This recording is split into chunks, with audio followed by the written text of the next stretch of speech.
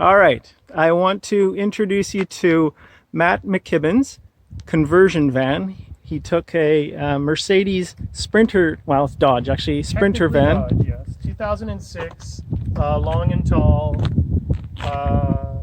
Love that year van, much simpler than the modern ones, but it's also much more truck than car in terms of noise and fit and finish. But they're simpler and they work great. You need to get one without bad rust because the paint issues and rust.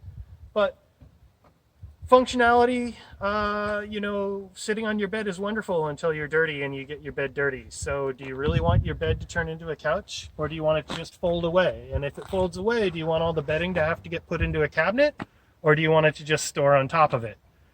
These are the things after 3 or 4 builds you start to think about. Having a bed out all the time is nice, but it burns a lot of space and you can't walk through it. Depends what your goals are. It makes a lot of sense to write down and have an idea of what you're trying to do, because if you're trying to carry a motorcycle or a paddleboard, they're very different shaped objects that have very different needs in terms of storage. I take my wheel off and I take a pedal off and I turn the handlebars sideways to put one bike in here. I'm doing this so I can get a standard 18-inch deep toolbox in the middle of my van to store all my junk.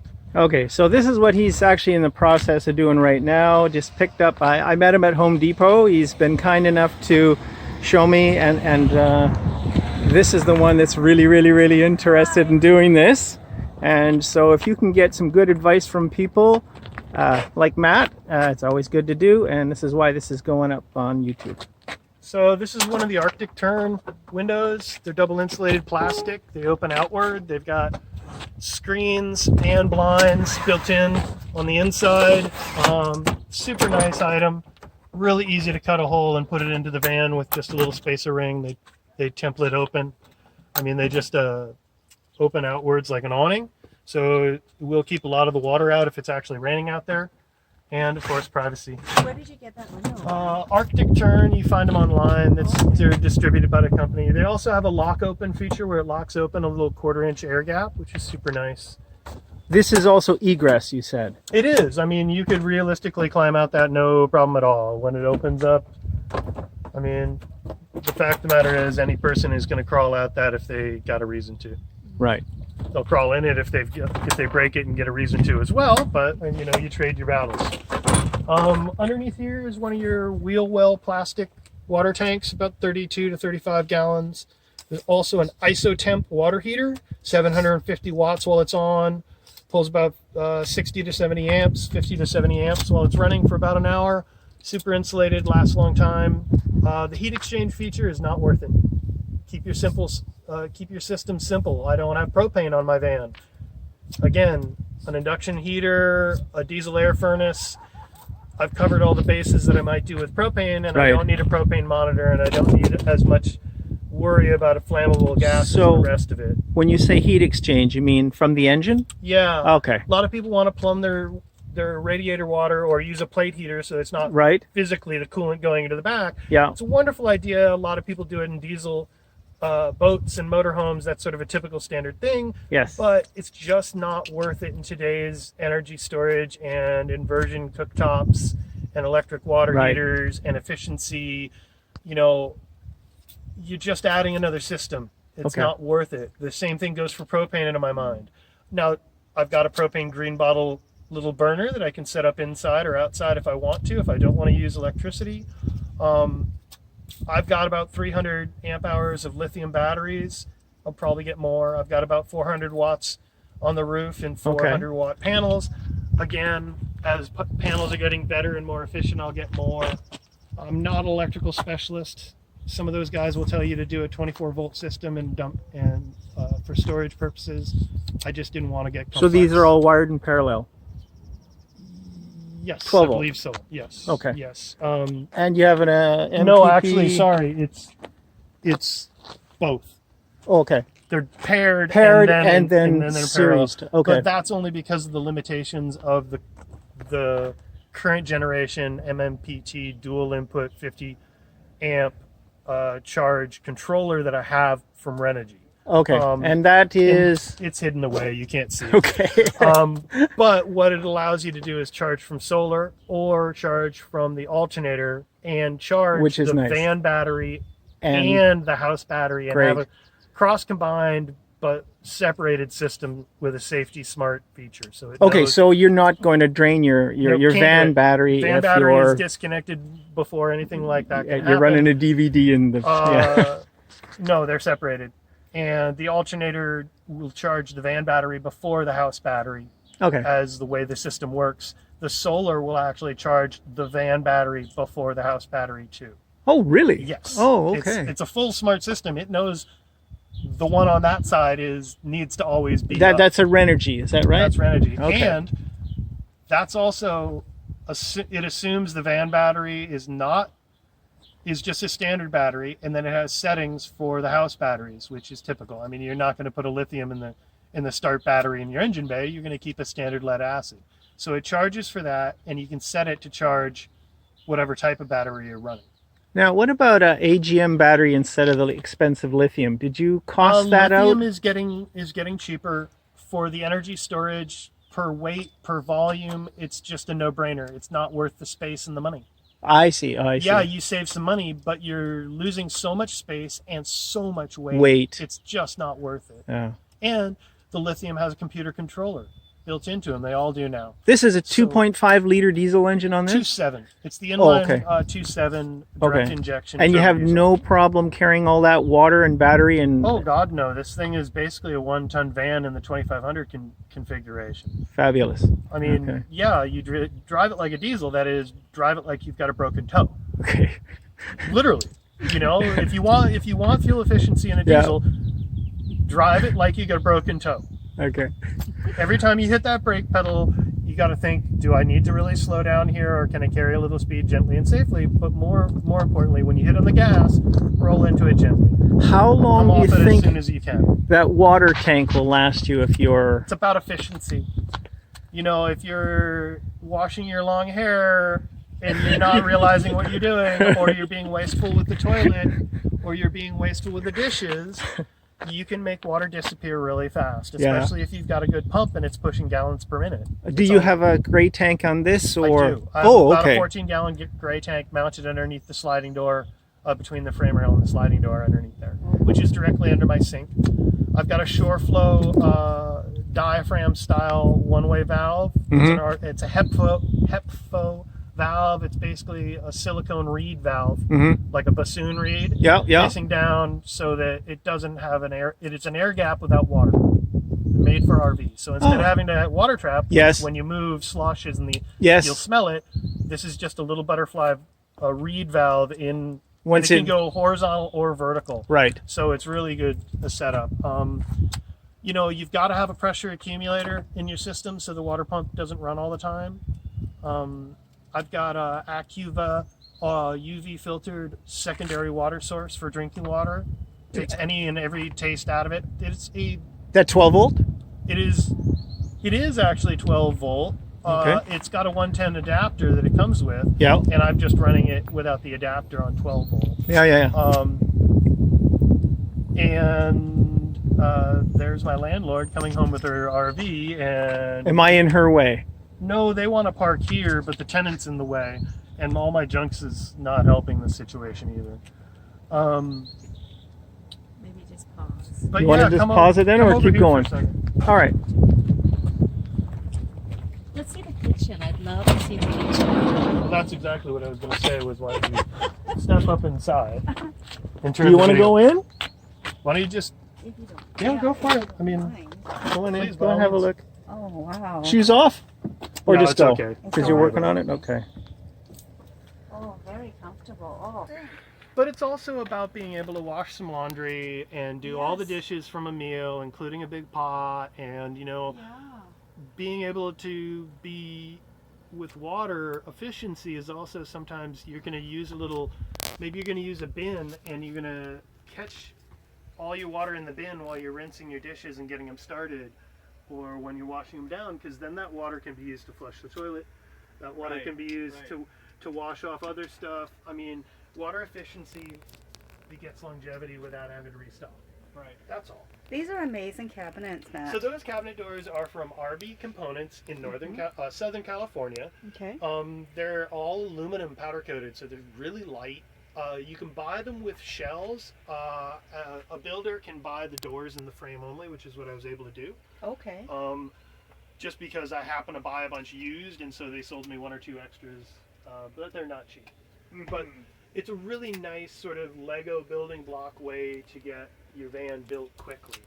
In terms of if you order a bunch of those cabinets and mount them on the wall and then string a couple of things in between, suddenly you've got a build. And they've got specialty cabinets for the fridge and for microwaves that they already build. Okay. And on the newer vans, things like this shelf up here that I've built, and that's just sort of a prototype that I'm just throwing together. In the newer vans, they've got those already manufactured for that year. Okay, so you were telling me about this toilet. Oh, there's a before. diesel air heater down yes, underneath yes, the yes. seat. I've also got a small air compressor underneath there as well, just to fill your tires and such. It's, like the little touches, like first aid and a fire extinguisher right near the door. I really like your cabinets. I just simple shoe trees, and I've got a ton of storage and shoe storage in there. I got a 110 outlet that goes to the inverter. It's got breakers on it. It's in a waterproof box, so it's safe. So do you do the electrical work yourself as well? Yeah, it's all easy stuff. Easy stuff? Okay. I mean, it's just basic household circuitry, effectively. Now, except are you're adding you- batteries and you need fuses and breakers. Are you doing this for your own, or would you... We're in Victoria, BC, Canada right now. Would you do it for other people for... Could you turn it into a business? Somebody who wanted to run that business could definitely do so. But would you do that for somebody else if they were willing to pay you some money, or is it not something It's you a can... sticky situation. I'm actually in a non-competition, under a non-competition agreement for another 1.5 years, because my first couple of days on the island, I worked for Shelter Overland for 3 days. Okay. They had me sign a non-competition in the sprinter build world in Victoria for 2 years. Oh my goodness. There's some question about whether that was legal or ethical. However, I am still currently bound by it, and so. And you're an honest guy, and I'm good an honest for you. guy, Good and for I'm you. not going to go All right. on record as saying I'm going to break the law. So you did tell me before that if anybody wanted any assistance, they could email you, and you'd Yeah. be happy to. Did If you I'm want not to give making your... if I'm not making money on it, that's the competition. It says I cannot. He said I can't work at it. He didn't say I couldn't give information Okay, and away so in the your market. email address is... mmckibben72@gmail.com. I'll put it in the link below. Simple things like, excuse this is just a walking rug. Thetford cassette toilet. Yes. Flushing electric, the cassette's on the outside. Yes. So it's got a door. And yes, let's be honest, that's a pee jug. There's a time and a place for it. Yeah.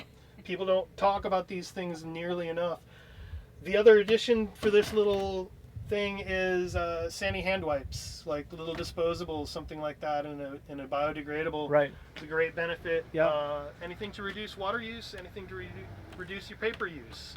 The tie wet toilet style is something to think about in terms of toilet paper dependency and water dependency. Right. Keeping clean, Right. when you don't have shower access on a regular basis. So,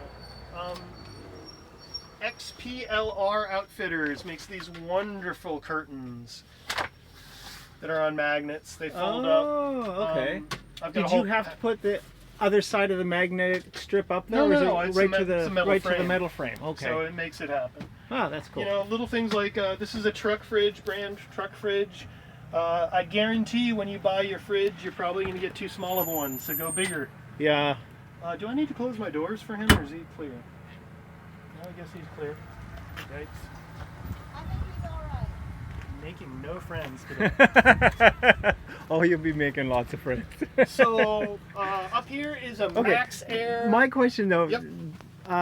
do you know if this is a compressor style fridge Yes. or? Oh, it is. Yes, Okay. it's definitely. So sorry. Let me be clear. This is a full compressor style fridge. Okay. So long as there is air exchange, that Yes. is, you haven't put it in a cabinet with no ventilation through it and Yes. cross ventilation, not Yeah. just one sided.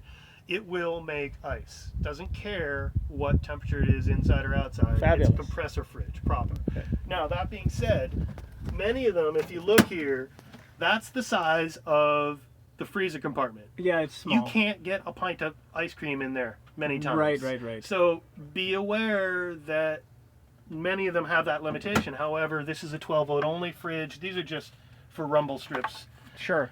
I just put them in there yesterday. I was going to glue them down with a little tack. You don't need 110 because it's too much money, and more systems when you're already going to have a 12-volt system in your van. It's really efficient, and at the end of the day, you're going to pay an extra $150-200 to have a dual AC 110 Right. 12-volt DC fridge. It's not worth it. Unless you're going to RV campsites for the rest of your life and that's your only thing, then maybe it's worth it. But honestly, not You really. did say that your Renogy equipment is dual. You can still plug into the AC. There's a shore power plug. Short on the power other plug, side, and then you and can it's utilize that it's an for. auto switching thing, and it's auto charging for Right. for the batteries. I wanted to mention the Max Air fan because Right. it's super nice. Right. They've got a remote control for it. They've also got a wired remote for it, which I have one in the back next to the bed, so you can reach up there and fiddle with a fan. Right.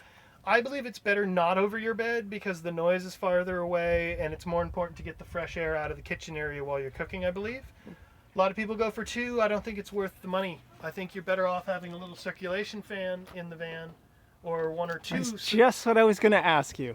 Or one or two little circulation fans that plug in, and you portable fans and one exit exhaust fan. Okay. But that's just sort of my opinion.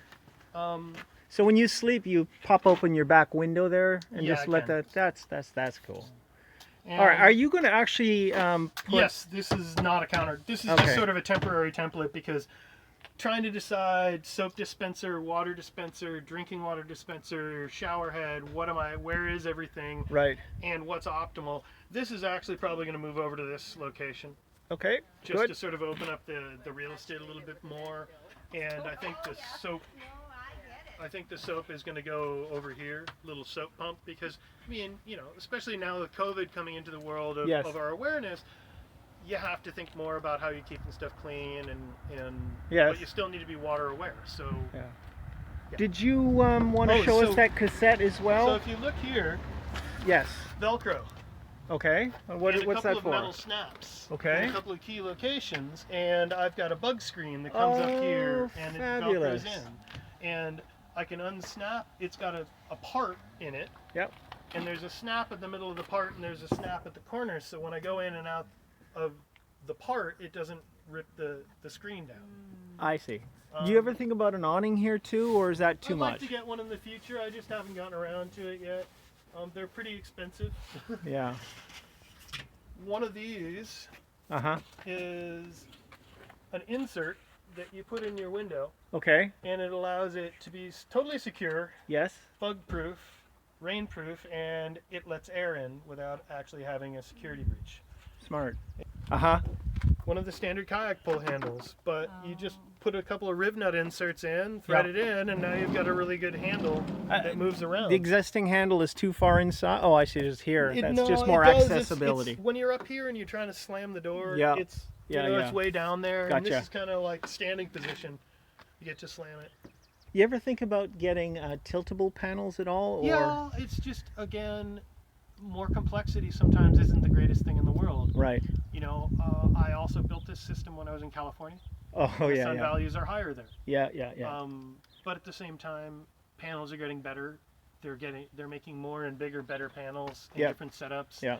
People are pillaging, Tesla batteries to make a 24-volt pack and running bigger 24-volt or even 48-volt packs and 48-volt solar panels that are more household standard. A couple of those big panels up on your roof covers a lot of real estate, but it also generates a lot of power if you want to get more complex. It's also part of the recycling you do it thing, because if you're pulling that Tesla pack, Mhm. you're building your own stuff, you're having the ability to understand it in ways that I'm not savvy to, but certainly there's advantages to Right. looking what the systems are being done. Right. And soon, they're already making live rear axle electric motor replacement systems So take your solid That's- rear axle out that's and a drop in an electric great motor. idea, There's yeah. at least one on the market already. You start pairing that with some battery packs. Yes. You know, you take your motor transmission out, there's 800, 900, 12, 1,500 pounds Pounds of steel out of the front of the right, van. yeah. You drop your 40-gallon, 30-gallon tank, there's 500-600 pounds of volume out of your vehicle. Right. The drive shaft comes out, the whole exhaust comes out, and there's only a couple more 100 pounds, but now you've dropped an enormous amount of weight and open up all this real estate under a van where you put a couple of Tesla packs. Mm-hmm. Now you can put your water tank and your furnace and whatever else anywhere because Mhm. real estate suddenly is wide open. Yeah. Um, And you've got the front, you can add extra battery in as well. I don't know whether or not that would be the best way to balance the weight, but oh, I would. I mean, I would just think about where the weight came out and, you know, I'd place it around the vehicle in similar weights, but then understanding where my water is because it's a holistic system, the whole van. yeah. But yeah. Very, very cool. Very Oh cool. yeah, thin slate insulation, flocked thin slate insulation with spray glue inside. Why did you go with a thin slate? Could you have done spray insulation or? Spray insulation's expensive, more expensive generally speaking. It's very frustrating to work with. You can't back out of it. Right. People have had horror stories of all sorts of different ways, not mixing it right, not Yeah, seeing yeah, it yeah. cure, having it expand, having it rust, da-da-da-da. Right. Other insulations have bug issues, have smells, Off-gassing. Hydroscopic off Yeah, yeah, gas. You know, standard fiberglass insulation vibrates small glass particles into the air over time. Yeah. So you're breathing Now- glass fiber super bad. But this is a factory window, by the way. Yep. And the cassette's really simple. That's it. It's just a little luggage cart is all it looks like. It's actually got a retractable handle that stands up and makes it into a rolling luggage cart. And literally you turn this, open it, and dump it out. Yeah. It's got a vent on the top. This is my shore power plug. Okay. Simple. A lot of people are actually mounting these sort of up underneath the rear bumper so you don't have to drill a hole in the side, which is kind of nice. Matt, how long is this? It is 23 and a half feet. Really? Wow, that's So it's pretty quite long. But if you look at how short the front nose is, Uh-huh. it has an incredible turning radius.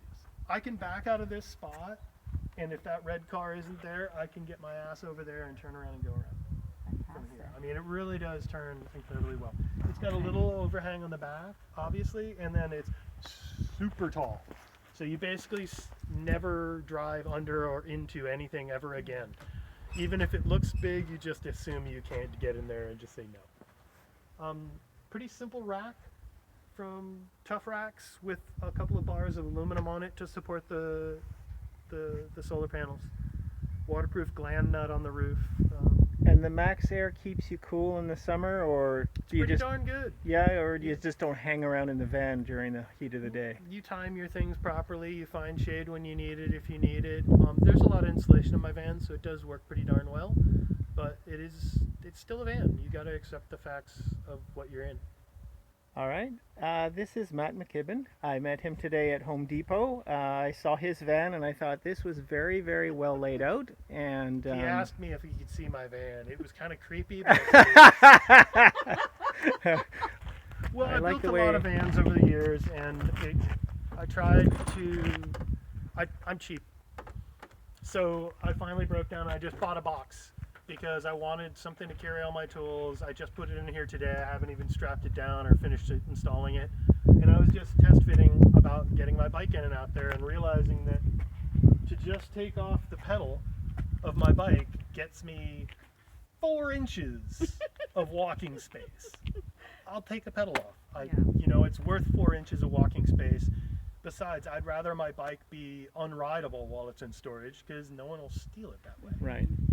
You know people are going to want to know about Stealth Fan. How do you make this stealthy? What would be your best? Well, but I mean, what about things like the water and Do it in white. Do it in white? Do it in white, or nothing has to penetrate the side of the van. That was a choice I made. Right. I could put that fill port just as easily somewhere over here I mean, the tank is here. If the fill port is more than 3 inches above there, you're fine. Right. You know, more than that is great, but you don't need a lot of height and drop. You just need not to make a mess inside your van. So Right. if you have it inside and you're willing to have it here, or maybe you have a cabinet all the way here and you put a fill port right here and you acknowledge that maybe you dribble a little bit, there's no reason to have a hole in the side of your van for that. Right. Same with shore power. A lot of people take a waterproof box, put it up underneath the floor, Yep. up underneath next to the spare tire, and just plug the cord up in there. You know, snake your head under there and see it and do it and stealth it out. Solar panels flat on the roof, glued down without a rack. Again, people don't see it. Less of a show. The Max Air is a dead giveaway. That's what I saw And when I that's saw you the at thing Home is that Depot. everyone sees that and they know immediately that no matter what, unless they can't, if there's no windows, they might assume it's a work van, but the fan is sort of ubiquitous to living in it. Right. Even when you're not living in it. Even when Yeah. you're just driving it because it carries enough tools and you want to go mountain bike. I mean, you started the conversation, you didn't see in it. All right, there you go. Thank you very much. This is going to go up, and if you got any questions, post them below, and I'll keep in touch with Matt, and we'll see how. Thank you very much, by the You're way. very This is- welcome. I just met Matt Clapping. today, and he's Pleasure to help. super. All right, Also, thank you. you did see the used luggage for cabinets, by the way. Soft upper cabinets, guaranteed not to hurt your head, made out of old luggage.